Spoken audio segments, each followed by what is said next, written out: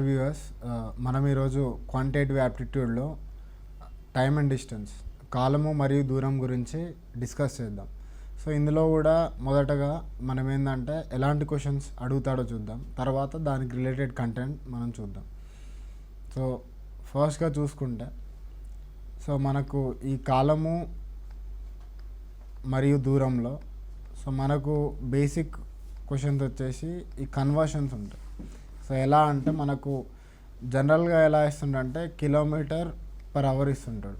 So దీన్ని మనం metre per సెకండ్లకు కానీ, లేకుంటే మీటర్ పర్ మినిట్లోకి, లేకుంటే metre per hour, metre per నిమిషం, సో ఇట్లా కన్వర్షన్స్ ఉంటాయి. సో ఇది మనం చూద్దాం. సో ఇది కాకుండా ఈ బేసిక్ కన్వర్షన్స్తో పాటు మనకేందంటే ఇంకా కొన్ని బేసిక్ థింగ్స్ వస్తుంటాయి. ఎలా అంటే సరాసరి వేగం, తర్వాత సాపేక్ష వేగం, సో ఇలాంటి కాన్సెప్ట్స్ ఉంటాయి. సో మనకి మళ్ళీ ఇంకోటి ఏంటంటే రైళ్ళ గురించి క్వశ్చన్స్ కూడా ఉంటాయి. సో రైళ్ళు ఏంటంటే రెండు రైళ్ళు ఒకటే దశలో వెళ్తున్నాయి, లేకుంటే అపోజిట్ దశలో వెళ్తున్నాయి. సో అలాంటి క్వశ్చన్స్ ఉంటాయి.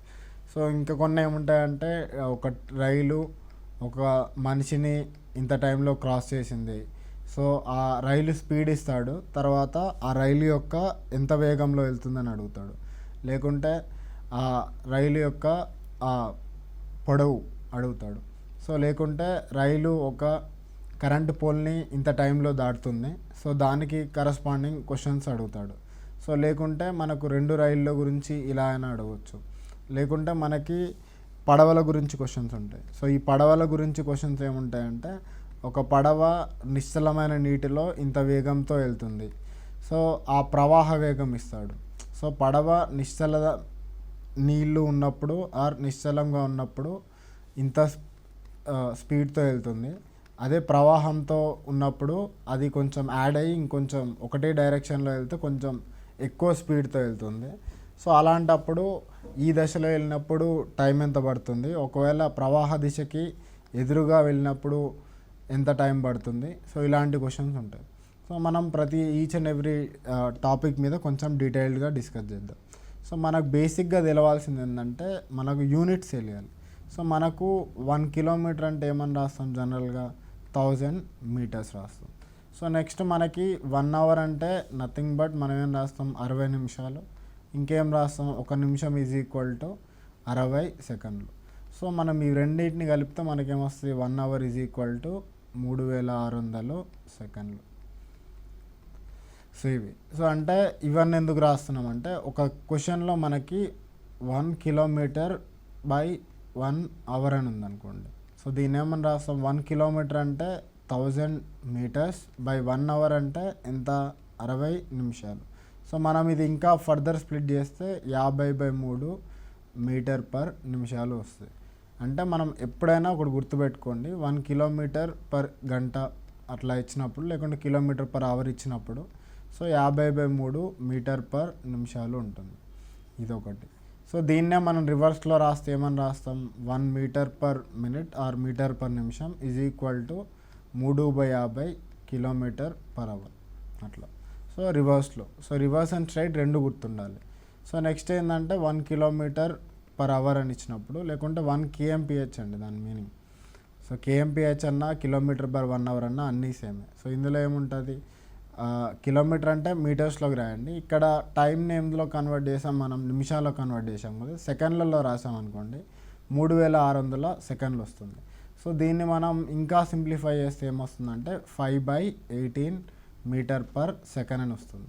సో దీన్ని బేస్ చేసుకొని మనం ఏం రావచ్చు, 1 కిలోమీటర్ పర్ 1 అవర్ అని చూస్తే సో ఎప్పుడు చూసినా 5/18 మీటర్ పర్ సెకండ్ రాయొచ్చు. అదే 1 మీటర్ పర్ సెకండ్ రాస్తే you can write it as 18/5 kilometre per hour. So ఈ బేసిక్ థింగ్స్ అనేవి మనకు గుర్తుండాలి. ఎందుకంటే మెజారిటీ ఆఫ్ ద క్వశ్చన్స్లో ఈ కన్వర్షన్స్ రాక క్వశ్చన్స్ ఆన్సర్స్ తప్పయ్యే కేసులు ఉంటాయి. సో మీరు ఇవి గుర్తుపెట్టుకోండి. అంటే మనం కిలోమీటర్ పర్ అవర్ నుంచి మీటర్ పర్ మినిట్కి ఎలా కన్వర్ట్ చేస్తాం, ఇంకోటి ఏంటంటే కిలోమీటర్ పర్ అవర్ నుంచి మీటర్ పర్ సెకండ్లోకి ఎలా కన్వర్ట్ చేస్తామని ఆ రెండు విషయాలు గుర్తుంటే మనకి ఎక్కువగా ఏంటంటే ఈ మీటర్ పర్ మినిట్ కన్వర్షన్స్ ఎక్కువ ఉంటాయి. సో మనం క్వశ్చన్స్ని బట్టి మనం ప్రొసీడ్ అవుదాం. సో ఇందులో ఇంకొక మేజర్ థింగ్ ఏంటంటే ఈ మొత్తం చాప్టర్ మొత్తం ఒకటే ఒక్క ఫార్ములా మీద డిపెండ్ అయి ఉంటుంది. సో అదేంటంటే D is equal to S into T. So ఈ డి అనేది ఏంటంటే మనం ఇంగ్లీష్లో అయితే మనం డిస్టెన్స్ అంటాం, సో తెలుగులో అయితే ఈ దూరం. సో దూరము, ఈ ఎస్ అంటే ఏంటంటే నథింగ్ బట్ మన స్పీడ్ అండి. సో స్పీడ్ లేకుంటే తెలుగులో అయితే వేగం అంటారు, లేకుంటే ఇంకా కొన్ని కేసుల్లో ఇంకా వేరే రకాలుగా కూడా పిలుస్తుంటారు. సో ఈ టీ అంటే నథింగ్ బట్ మనకు టైం, లేకుంటే మనం కాలం అని అంటాం. సో ఈ వేగాన్ని ఏంటంటే కొంతమంది వేరే వేరే యూనిట్లలో తీసుకుంటారు, అదే ఇప్పుడే డిస్కస్ చేసినట్టు km/h లేకుంటే ఇదని. కొంతమంది పేర్లు మారచ్చు, బట్ డౌన్ ద లైన్ మనకు ఉండే కంటెంట్ మాత్రం it will remain the same. Okay, దీనిలో మనం ఇది చూద్దాం. సో ఇందులో టైప్స్ చూద్దాం. అంటే ఇప్పుడు distance equal to speed into time రాసాం కదా, అందులో మీరు ఒకవేళ స్పీడ్ రాశారనుకోండి ఏమని రాస్తారు, డిస్టెన్స్ బై టైం రాస్తాం. అదే టైం రాస్తే ఏమని రాస్తాం, డిస్టెన్స్ బై స్పీడ్. సో మనకు ఈ 3 బేసిక్ ఫార్ములాస్, ఐ మీన్ ఈ ఫార్ములా నుంచే ఈ ఫార్ములా రెండు డిరైవ్ అవుతాయి. బట్ మనకేంటంటే ఇది ఒక్కటి గుర్తుంటే చాలు. సో వేరే వాడు ఏది అడిగినా కానీ అకార్డింగ్లీ మనం ఆన్సర్ చేయొచ్చు. 24 కిలోమీటర్ల దూరాన్ని ప్రయాణించే క్రమంలో ఒక వ్యక్తి 1 గంట 40 నిమిషాలు నడిచిన తర్వాత మిగిలిన దూరంలో 5/7 వంతు దూరం ప్రయాణించాడని గమనించాడు. అతని నడక వేగం. సో మనకు ఎప్పుడైనా కానీ వేగం ఆర్ స్పీడ్ కావాలంటే ఏం కావాలి, మనకు డిస్టెన్స్ డివైడెడ్ బై టైం కావాలి. ఇందులో ఏంటంటే 1 గంట 40 నిమిషాలు అంటే మనకు టైం ఆల్రెడీ ఇచ్చాడు. మనకు కావాల్సిందల్లా ఏంటంటే డిస్టెన్స్ అంటే అతను ఎంత దూరం ప్రయాణించాడు. ఆ ఎంత దూరం ప్రయాణించాడు అని కనిపెట్టాలంటే అతను ఏమి ఇచ్చాడు, 1 గంట 40 నిమిషాలు నడిచిన తర్వాత మిగిలిన దూరంలో 5/7 వంతు ప్రయాణించాడని గమనించాడు. అంటే లెట్సే మనం మొత్తం డిస్టెన్స్ ఇక్కడ నుంచి ఇక్కడికి ఉందనుకోండి, లెట్సే 2 పాయింట్లు ఏబి ఉంటే, సో ఆ రెండింటి మధ్య ఇనీషియల్గా దూరం ఎంత ఇచ్చాడు, 24 కిలోమీటర్లు అని ఇచ్చాడు. ఈ 24 కిలోమీటర్లో ఎంతో కొంత దూరం ప్రయాణించాడు అనుకుందాం. సో ఇక్కడి వరకు ప్రయాణించాడు అనుకోండి, ఇక్కడ నుంచి ఇక్కడ వరకు x కిలోమీటర్స్ అనుకోండి.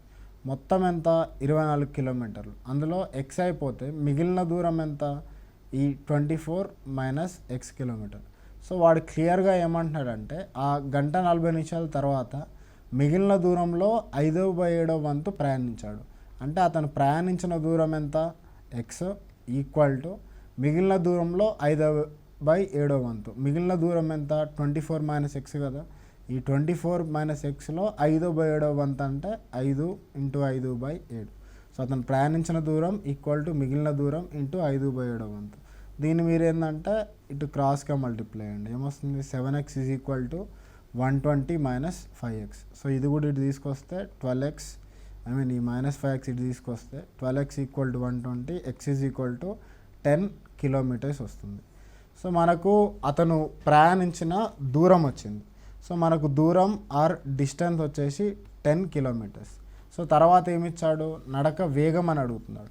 వేగం అంటే డిస్టెన్స్ వచ్చింది, మనకు టైం కూడా తెలుసు. బట్ టైం ఎందులో ఉంది మనకి, ఇందులో 1 గంట 40 నిమిషాలు ఉంది. బట్ మనకేందంటే గంటలు నిమిషాల్లో ఉండకూడదు, ఉంటే మొత్తం గంటల్లో ఉండాలి, లేకుంటే నిమిషాల్లో ఉండాలి.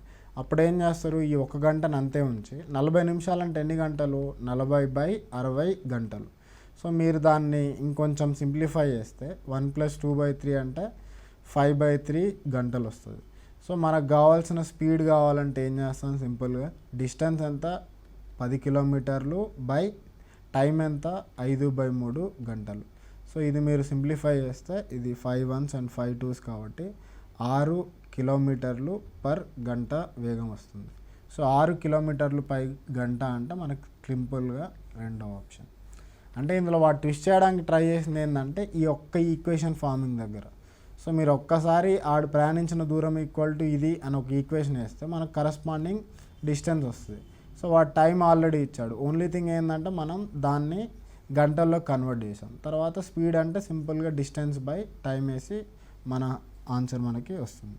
తర్వాత ఒక వ్యక్తి 6 గంటల 30 నిమిషాలకి పట్టణం P నుంచి పట్టణం Qకి బయలుదేరినాడు.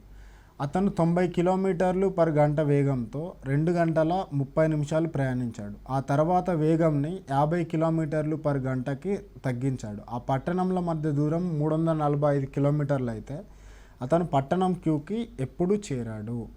ఇప్పుడు మనకి 2 పట్టణాలు ఉన్నాయండి. పట్టణం పి ఉంది, పట్టణం క్యూ ఉంది. సో అతను ఏమన్నాడంటే 6:30కి మొదలు పెట్టాడు, అంటే 6 గంటల 30 నిమిషాలకు అతను పి నుంచి స్టార్ట్ అయ్యాడు. తర్వాత ఏమన్నాడు 90 కిలోమీటర్లు పర్ గంట వేగంతో 2 గంటల 30 నిమిషాలు ప్రయాణించాడు.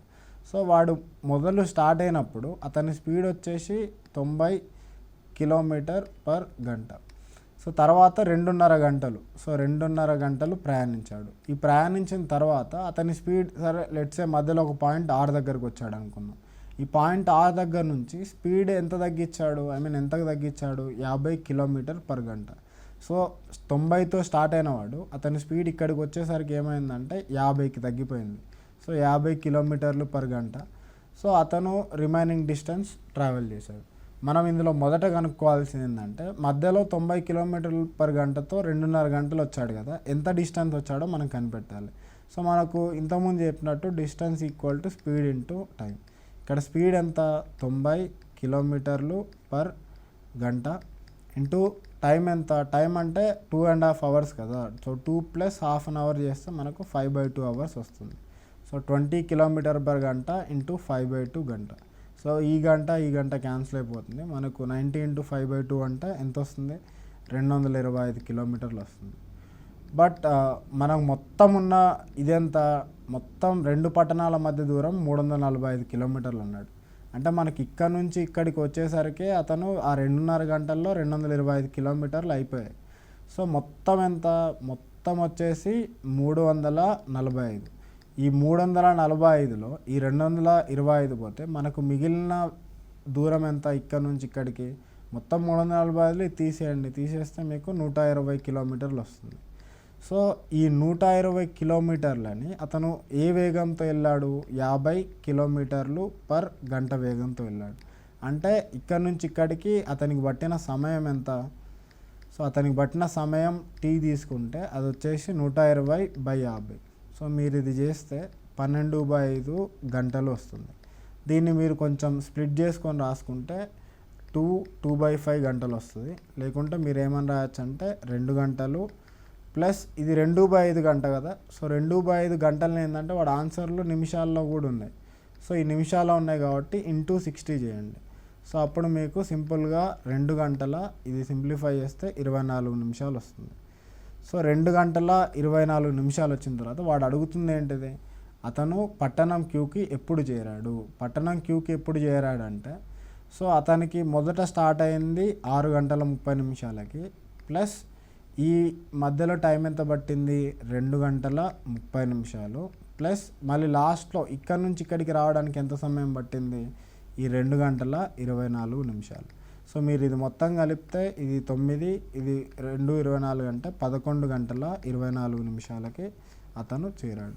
సో మనం ఇందులో కూడా గుర్తుపెట్టుకోవాల్సింది ఏంటంటే మొదట చేయాల్సింది ఈ 2.5 గంటల్లో ఎంత ప్రయాణించాడు, తర్వాత మిగిలిన దూరాన్ని వాడిచ్చిన సమయంలో వాడిచ్చిన వేగంతో చేరడానికి ఎంత సమయం పట్టింది. సో మీరు 2 చేస్తున్నారు, ఒకటేమో దూరం, ఇంకో దగ్గర సమయం. సో తర్వాత సింప్లిఫికేషన్. ఫైన్. దెన్ నెక్స్ట్ క్వశ్చన్కి వెళ్దాం. 2 రైళ్ళ వేగంలో నిష్పత్తి 5:6. రెండో రైలు 300 కిలోమీటర్ల దూరాన్ని 4 గంటల్లో ప్రయాణిస్తే మొదటి రైలు యొక్క వేగం ఎంత. సో ఇప్పుడు మనం రెండవ రైలు ఉంది కదా, రెండవ రైలు వేగం కనిపెడదాం. సో రెండవ రైలు యొక్క వేగం చూసుకున్నట్టయితే మనకు వేగం ఆర్ స్పీడ్ ఏమని ఇచ్చారు, మనకు డిస్టెన్స్ డివైడెడ్ బై టైం ఇచ్చారు కదా. సో డిస్టెన్స్ ఎంత 300 కిలోమీటర్లు బై టైం ఎంత 4 గంటలు. సో ఇది మనం చేస్తే మనకు సింపుల్గా 75 కిలోమీటర్ పర్ గంట వస్తుంది. సో ఇది రెండవ రైలు వేగం. కానీ వాడేమి ఇచ్చాడు, వేగంలో నిష్పత్తి 5:6 ఇచ్చాడు. వేగంలో నిష్పత్తి అంటే speed of the first train is to speed of the second train, 2 వేగంలో నిష్పత్తి 5:6. అంటే మనకు ఎగ్జాక్ట్గా తెలియదు కాబట్టి ఇది 5x అనుకోండి, ఇది 6x అనుకోండి. సో అతను ఇచ్చింది రెండవ రైలు వేగం కదా, రెండవ రైలు వేగం అంటే 6x ఇచ్చాడు, ఎంత 75 కిలోమీటర్ పర్ గంట. సో అతను అడుగుతుంది ఏంటిది మొదటి రైలు వేగం. మొదటి రైలు వేగం అంటే 5x ఈక్వల్ టు ఎంత సో మనకు సింపుల్గా 5 × 75/6 వస్తుంది. మీరు ఇంకా సింప్లిఫై చేస్తే 325 అండ్ 3 2s కాబట్టి 25 × 5 అంటే 125/2, అది సింప్లిఫై చేస్తే 62.5 కిలోమీటర్ పర్ గంట వస్తుంది. అంటే మనకు క్లియర్గా సెకండ్ ఆప్షన్ అనేది ఆన్సర్ అయిపోతుంది. ఇందులో ఏంటంటే ఫస్ట్ మనం speed of the second train చేసాం, దాని నుంచి మళ్ళీ మనం స్పీడ్ ఆఫ్ ద ఫస్ట్ ట్రైన్కి ఆ రేషియోస్ని వాడుకొని నెక్స్ట్ స్టెప్కి వెళ్ళిపోతుంది అది. సో నెక్స్ట్ క్వశ్చన్, 140 మీటర్ల వ్యాసార్థం గల వృత్తాకారపు గోడ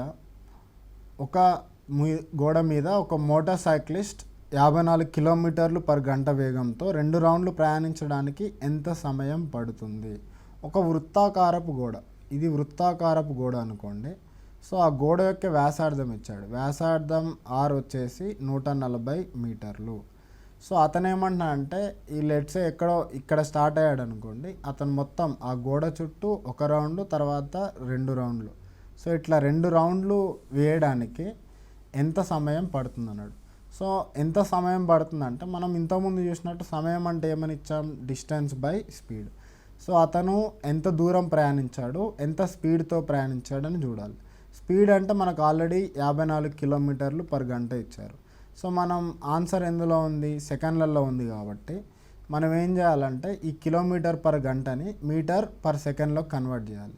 సో అప్పుడు ఏం చేస్తారు, స్పీడ్ ఈక్వల్ టు 54 ఇంటూ దేంతో మల్టిప్లై చేస్తారు, కిలోమీటర్ పర్ గంట నుంచి మీటర్ పర్ సెకండ్కి 5/18 మీటర్ పర్ సెకండ్ రాస్తాం. సో చేస్తే 18తో 3 టైమ్స్ పోతుంది, 15 మీటర్ పర్ సెకండ్ వస్తుంది. సో మనకు కావాల్సిన స్పీడ్ వచ్చింది.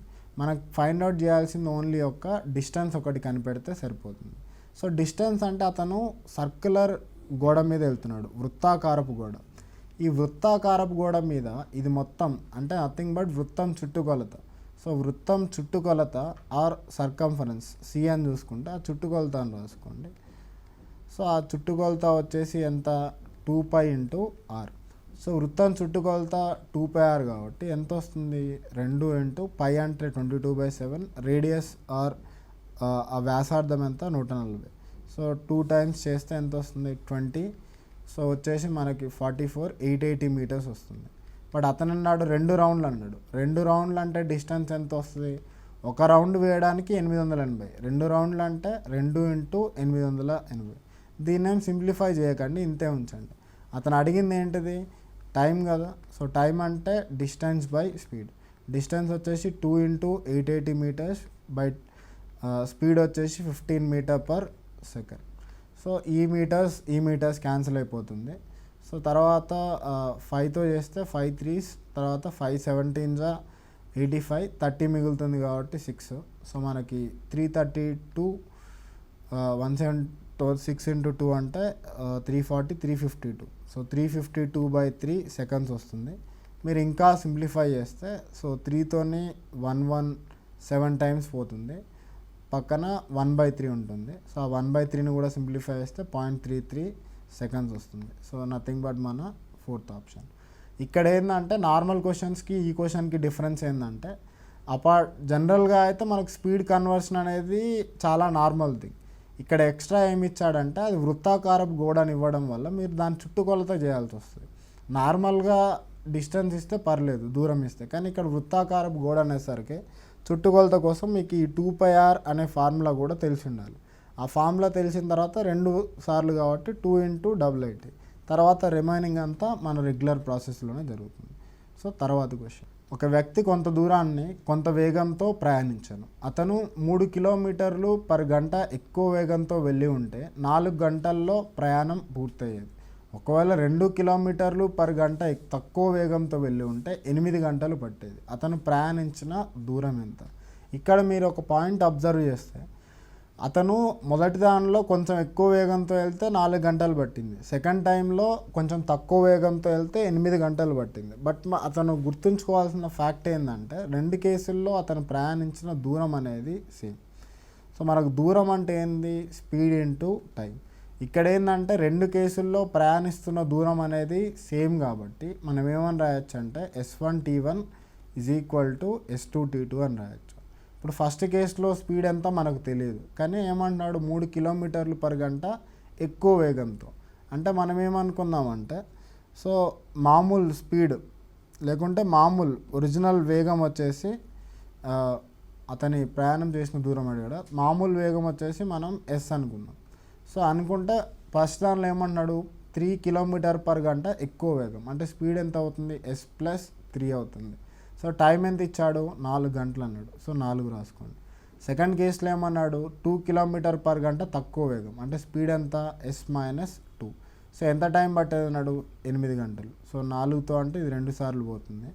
సో ఇది S+3 = 2S-4.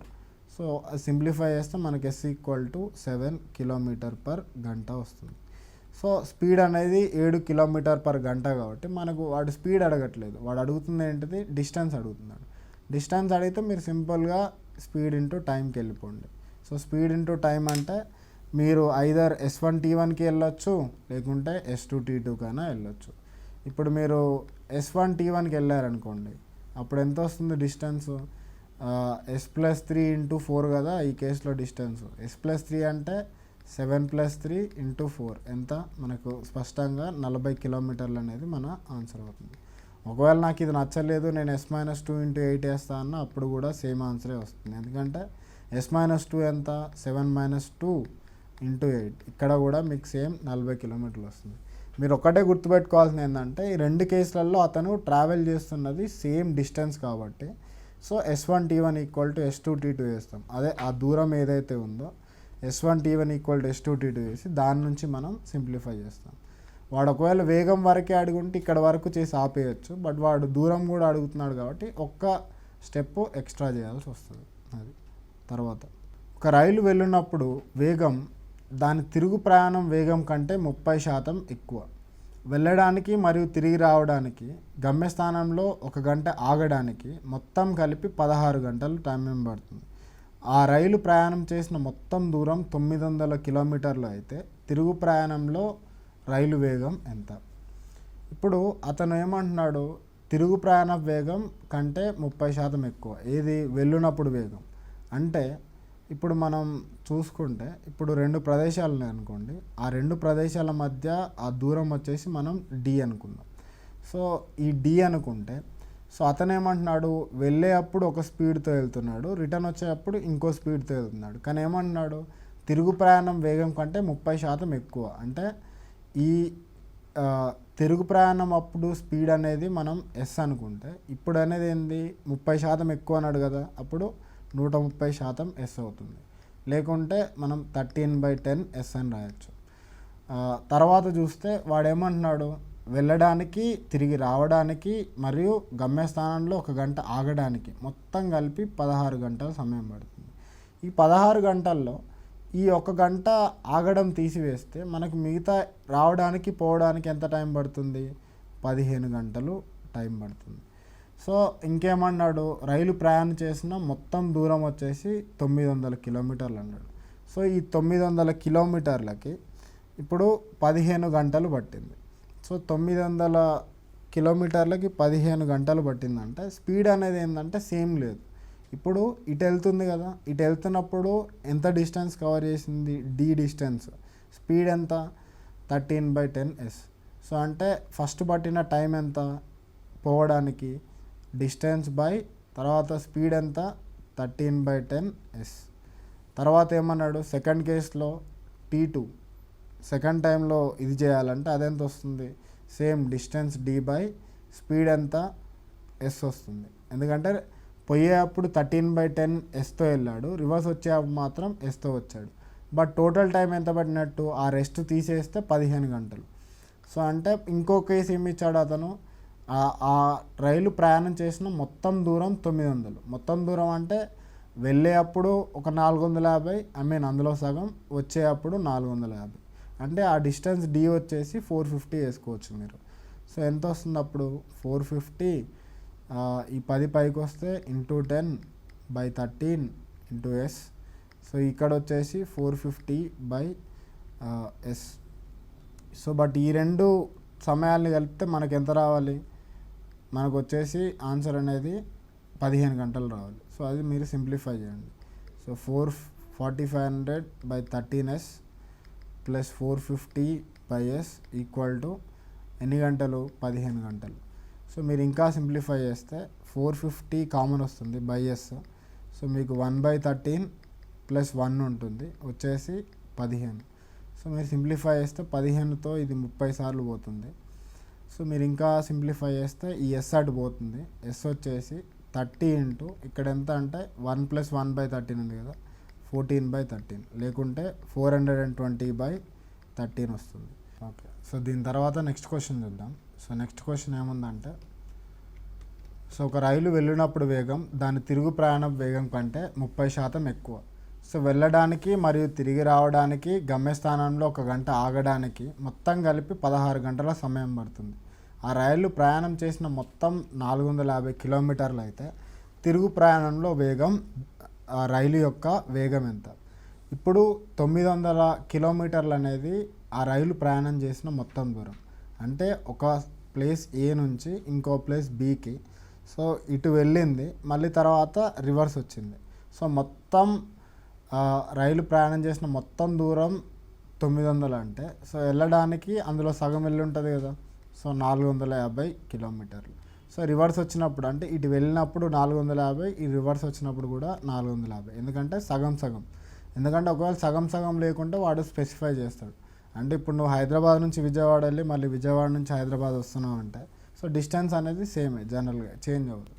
తర్వాత ఏమన్నాడు, సో మొత్తం కలిపి 16 గంటల సమయం.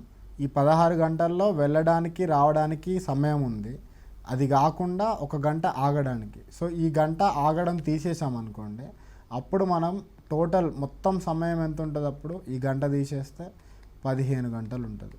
సో ఇది మొత్తం సమయం మొత్తం కలిపితే వెళ్ళడానికి ప్లస్ రావడానికి కలిపి. సో ఇప్పుడు వెళ్ళే అప్పుడు 450 కిలోమీటర్లు దూరం పోతుంది. సో వాడి స్పీడ్ ఏమన్నాడు, ఇది వెళ్ళే అప్పుడు తిరుగు ప్రయాణం కన్నా 30% ఎక్కువ అన్నాడు.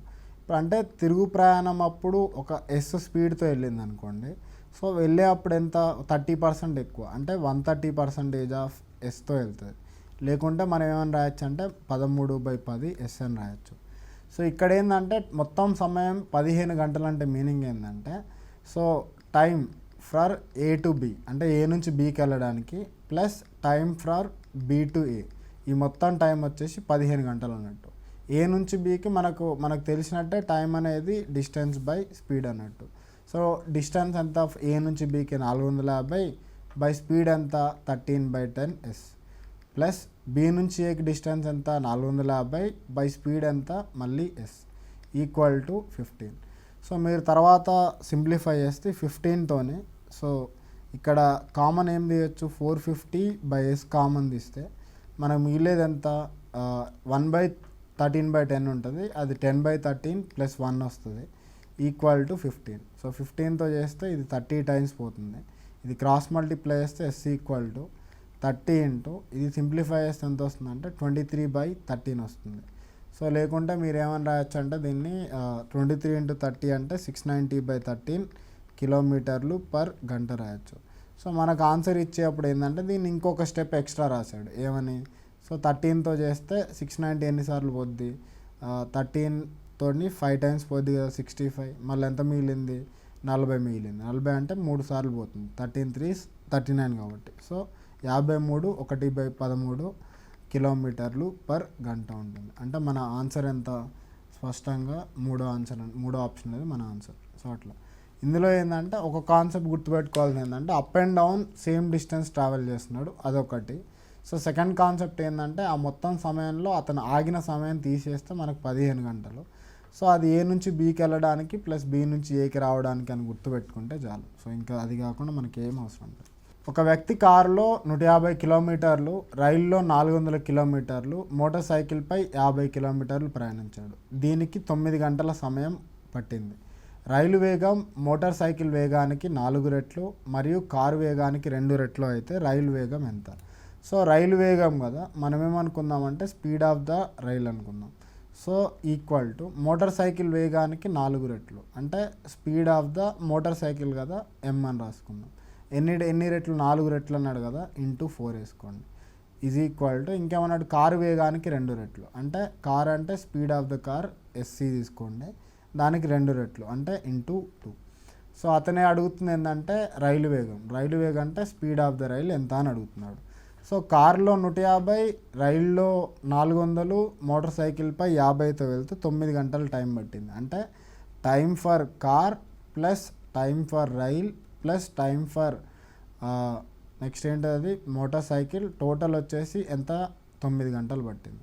మనకు టైం అంటే యాజ్ యూజువల్గా ఎప్పుడు రాసినట్టు ఏమని రాస్తాం, డిస్టెన్స్ ఆర్ దూరం బై ఆ స్పీడ్ అని రాస్తాం, లేకుంటే దూరం బై ఆ స్పీడ్ అంటే వేగం అని రాసుకోవచ్చు. సో ఇక్కడ ఫస్ట్ ఇప్పుడు టీసీ అంటే ఏంటిది, అది time taken for car. So దూరం బై వేగం కదా. సో కార్లో ఎంత దూరం ప్రయాణించాడు 150. సో ఏ స్పీడ్తో పోతాడు, speed of the car plus time taken on rail. So rail అంటే ఎంత దూరం పోయాడు 400 బై దాని కన్సర్న్ స్పీడ్ ఎంత, speed of the rail plus time taken on motor cycle అంటే మోటార్ సైకిల్ మీద 50 కిలోమీటర్లు by speed of the motor cycle equal to 9. So మనకి ఇవన్నీ వాల్యూస్ ఏంటంటే వాడు అడుగుతుంది ఏంటిది, అతను అడుగుతుంది రైలు వేగం. సో రైలు వేగం అడిగినప్పుడు మనకు ఈ car speed motor cycle speed ఉండకూడదు. అవి మొత్తాన్ని ఎందుకంటే రైల్లోకి కన్వర్ట్ చేయండి. మొత్తాన్ని రైల్లోకి ఎలా కన్వర్ట్ చేస్తారు, ఇప్పుడు స్పీడ్ ఆఫ్ ద రైల్లోకి కన్వర్ట్ చేయాలంటే speed of the rail equal to 4 times speed of the motorcycle కదా. అంటే speed of the motorcycle ఎంత వస్తుంది, speed of the rail by 4. తర్వాత నెక్స్ట్ ఏంది, ఈ రెండింటిని కనెక్ట్ చేస్తే మనకేమొస్తుంది, speed of the motorcycle is equal to speed of the rail by 2.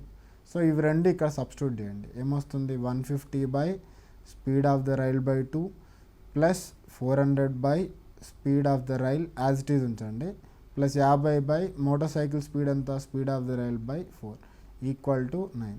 So ఇది మీరు సింప్లిఫై చేస్తే 300 plus 400 plus 200 by SR is equal to 9 వస్తుంది. సో ఇది మీరు ఫర్దర్ సింప్లిఫై చేస్తే ఇది మొత్తం 900, ఇక్కడ 9 ఉంది కాబట్టి 100 కిలోమీటర్ పర్ గంట వస్తుంది. సో అది మనకు ఒకటే ఏంటంటే ఆ ఈక్వేషన్ ఒక్కటి మీరు ఫామ్ చేసుకోగలిగితే మీరు ఎలాంటి క్వశ్చన్ వచ్చినా కానీ చేయొచ్చు. సో దీనికి ఈ క్వశ్చన్కి ఆన్సర్ 100. సో తర్వాత బెంగళూరు హైదరాబాద్ స్టేషన్ల మధ్య దూరం 720 కిలోమీటర్లు. ఒక రైలు బెంగళూరులో మధ్యాహ్నం 3 గంటలకు బయలుదేరి గంటకు 100 కిలోమీటర్ సగటు వేగంతో హైదరాబాద్ వైపునకు వెళ్తుంది.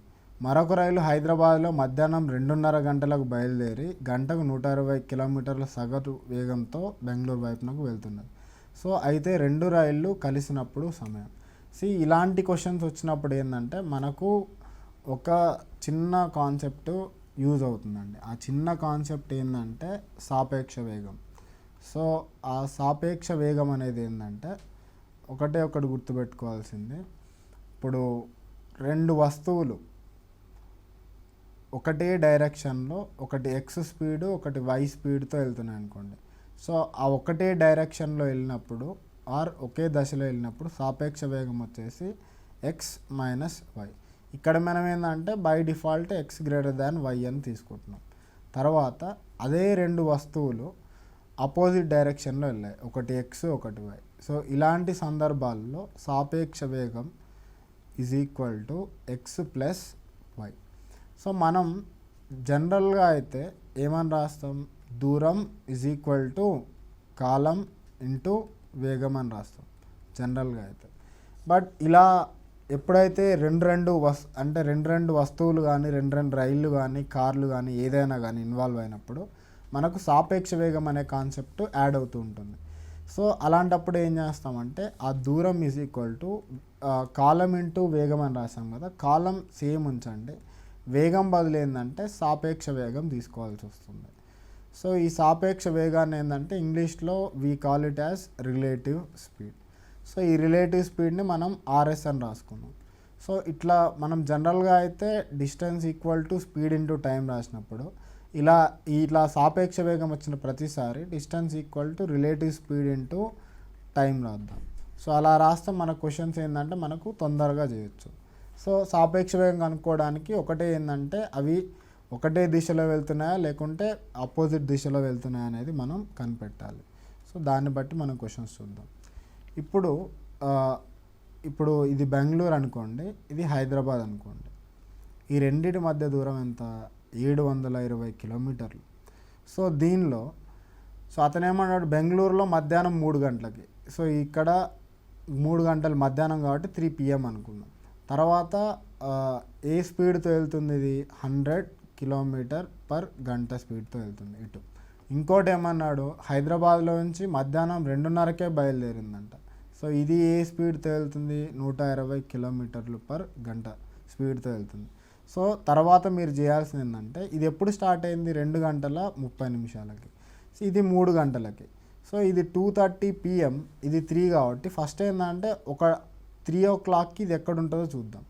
సో ఇది 3 PMకి ఇక్కడ నుంచి ఇక్కడికి ఎంత డిస్టెన్స్ ఉందో ఫైండ్ అవుట్ చేయాలి. సో డిస్టెన్స్ అంటే మనకు nothing but speed into time కదా.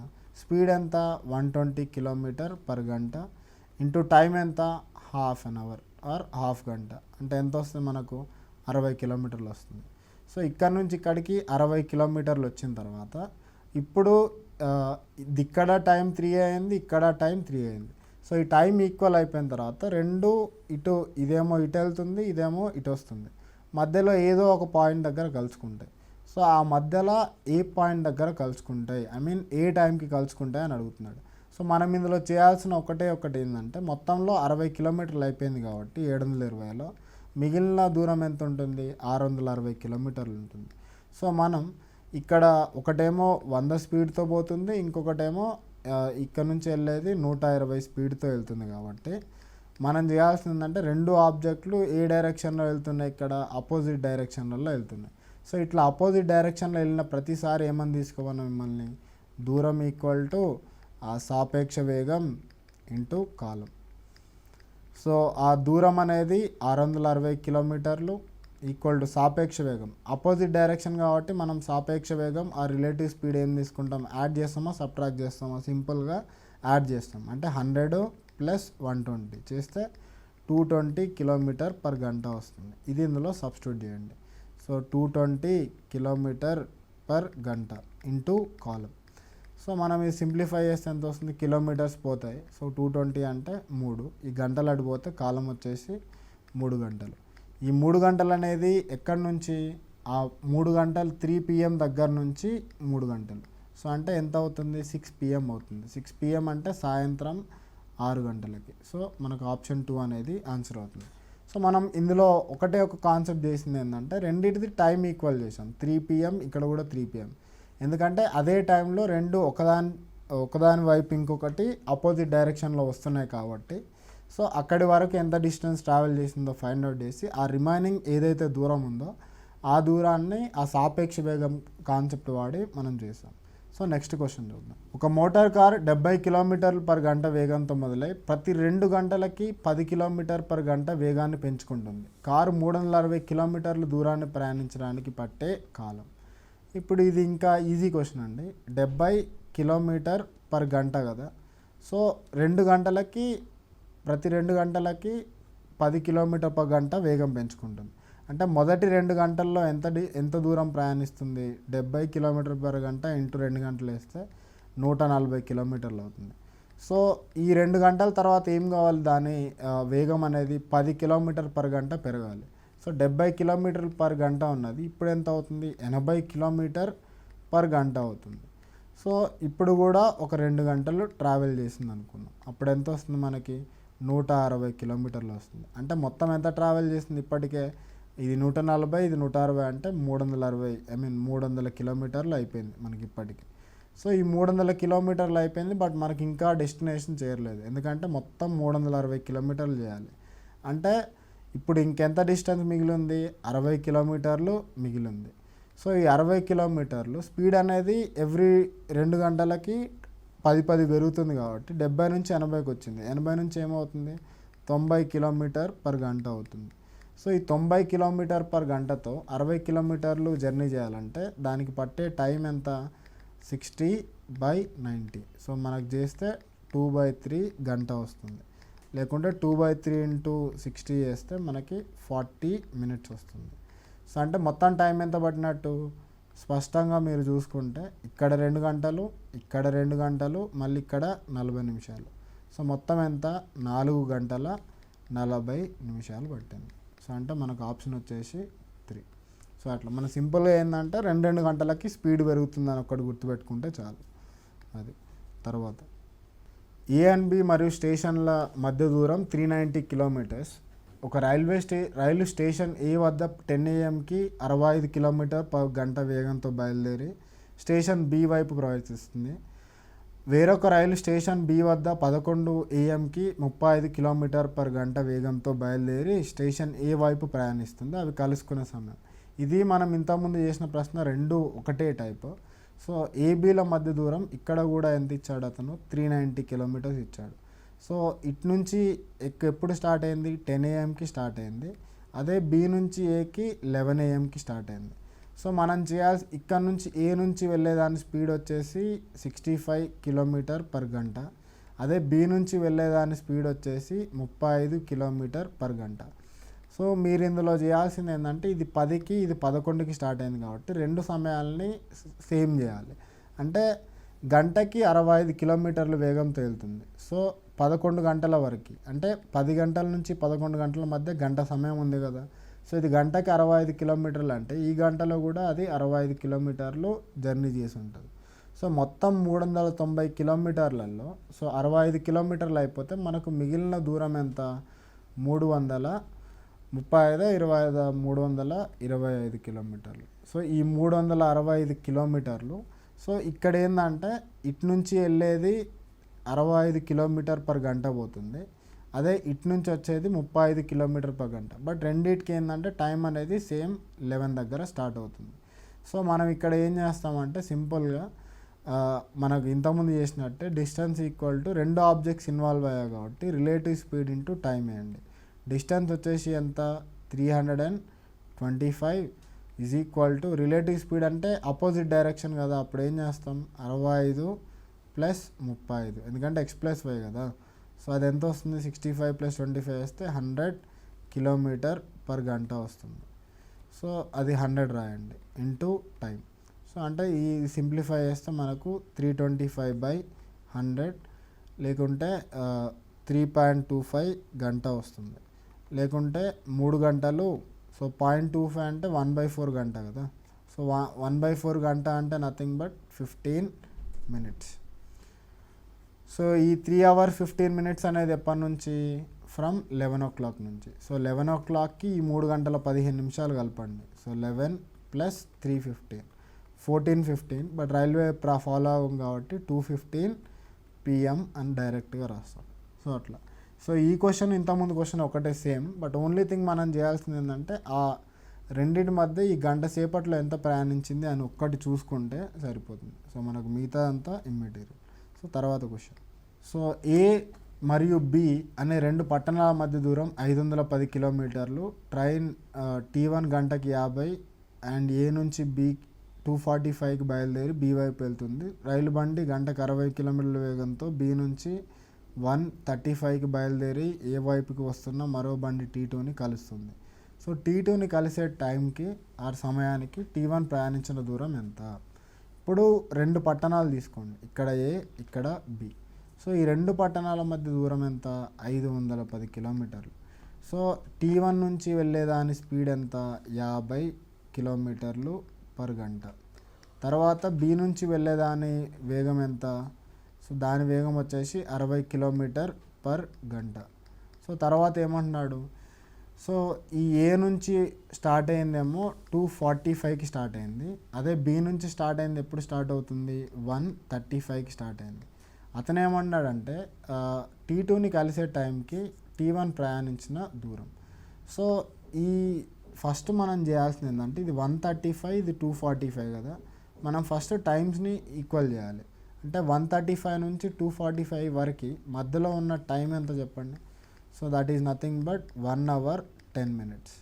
మనం మొత్తాన్ని గంటల్లో మార్చుకుంటే 1 hour, తర్వాత 10 minutes అంటే 10/60 చేసుకుంటే మనకి 7/6 hours వస్తుంది. సో ఇది టైం. అదే దాని స్పీడ్ ఎంత, ఈ ట్రైన్ది స్పీడ్ ఇక్కడ నుంచి ఫస్ట్ స్టార్ట్ అయింది కదా, దీని స్పీడ్ 60 కదా. సో 60 km/గంట.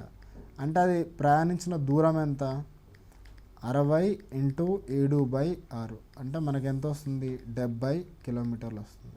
సో మనకి 70 కిలోమీటర్లు. సో ఇక్కడ నుంచి ఇక్కడికి ఒక 70 కిలోమీటర్లు చేసిన తర్వాత ఇక్కడ 245, ఇక్కడ 245. ఇప్పుడు మనం మళ్ళీ సాపేక్ష వేగాన్ని వాడి ఎంత టైంకి కలుసుకున్నాయో చేసుకోవచ్చు. సో ఇప్పుడు మొత్తం 510లో 70 పోతే మనకు రిమైనింగ్ దూరం ఎంత ఉంటుంది? 440 కిలోమీటర్లు ఉంటుంది.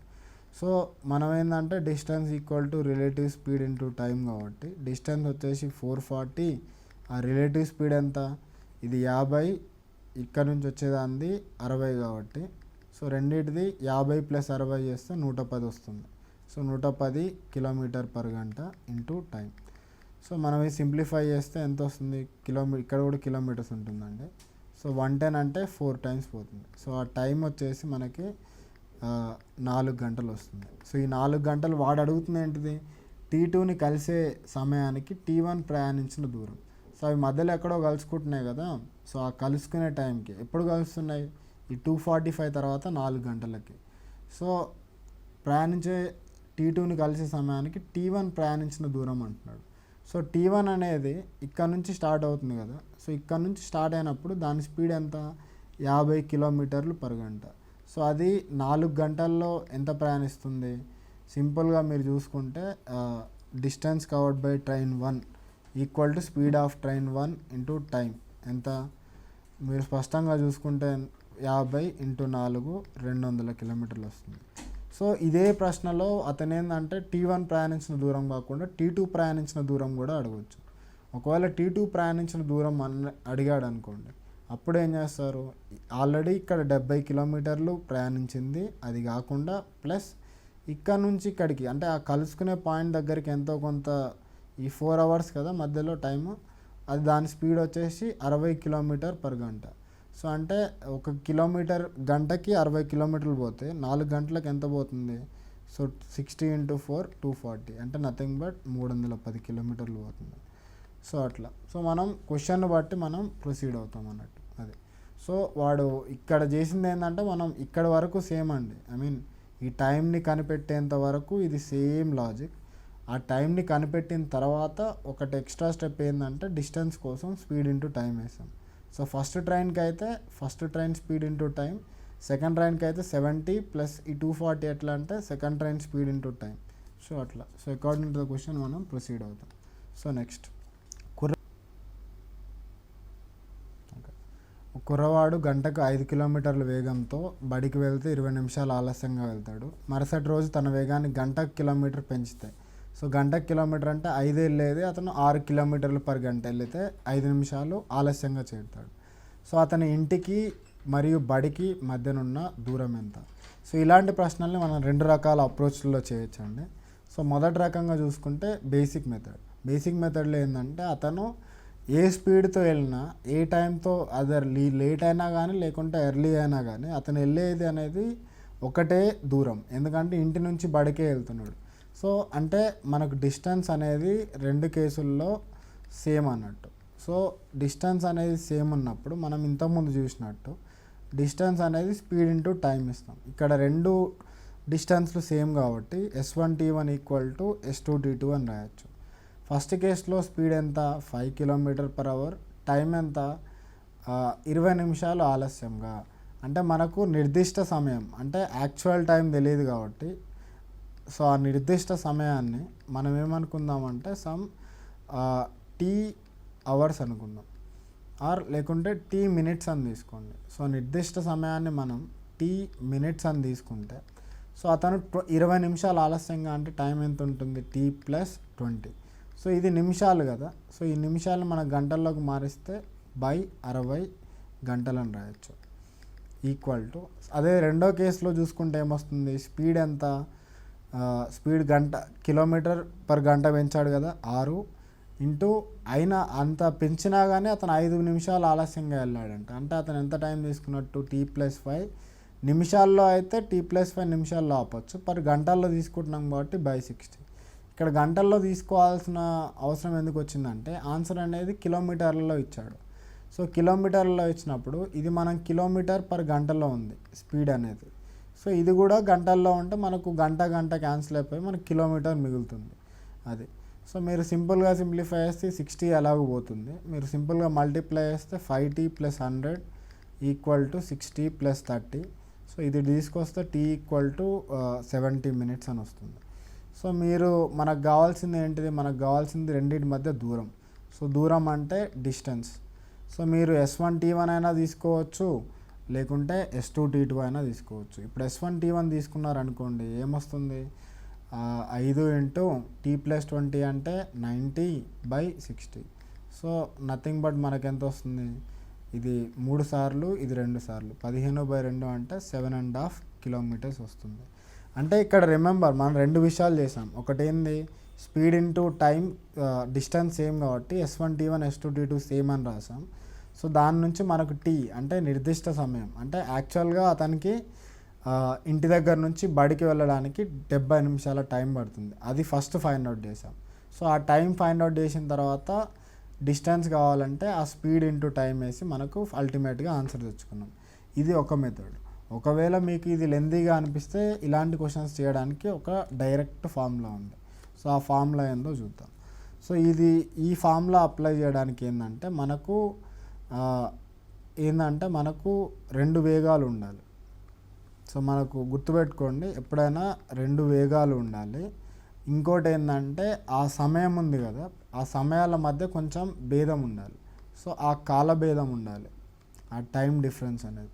సో అది కాకుండా మనకి ఇంకొకటి ఏముండాలి అంటే, సో ఆ రెండింటి స్పీడ్స్, ఈ కాల భేదం, ఇంకొకటి ఏంటంటే ఆ దూరం అనేది ఏదైతే ఉందో అది ఫిక్స్డ్ ఉండాలి, లేకుంటే కాన్స్టెంట్ ఉండాలి. అలా ఉన్నప్పుడు ఆ దూరానికి ఏంటంటే డైరెక్ట్ ఫార్ములా ఏమి ఇచ్చారంటే, ఆ వేగాల లబ్ధం బై వేగాల భేదం ఇంటూ ఆ కాలభేదం బై 60. సో ఈ కాలభేదం అనేది మనం జనరల్గా నిమిషాల్లో తీసుకుంటాం. సో ఇప్పుడు ఇక్కడ కూడా చూసుకుంటే వేగాల లబ్ధం ఎంత, 1 5 1 6. సో ఆ రెండింటి మధ్య భేదం ఎంత, 1 ఇంటూ కాలభేదం. ఒక కేసులో 20 నిమిషాలు ఆలస్యంగా వెళ్ళాడు, ఇంకో కేసులో 5 నిమిషాలు ఆలస్యంగా వెళ్ళాడు. సో ఈ రెండింటి మధ్య కాలభేదం ఎంత, 15 నిమిషాలు బై 60. సో మనం సింపుల్గా చూసుకుంటే ఇది 1, ఇది 4. సో 30/4 అంటే 7.5 kilometers వస్తుంది. సో ఇలా మీరు డైరెక్ట్గా ఫార్ములా మీద చేసుకోవచ్చు. సో నెక్స్ట్, సో ఇట్లా మీకు ఎలాంటి క్వశ్చన్స్ వచ్చినా మనం ఇదే మెథడ్లో ఫాలో అవుతాం. సో రిమైనింగ్ ఇంకా ఏంటంటే మనకు సరాసరి వేగం మీద, తర్వాత బోట్స్ అండ్ స్ట్రీమ్స్ అంటే ఆ పడవల మీద, సో రైళ్ళ మీద, ఆ మిగతా క్వశ్చన్స్ అన్నీ మనం తర్వాయి క్లాస్లో చూసుకుందాం. So that's all for the class. Thank you.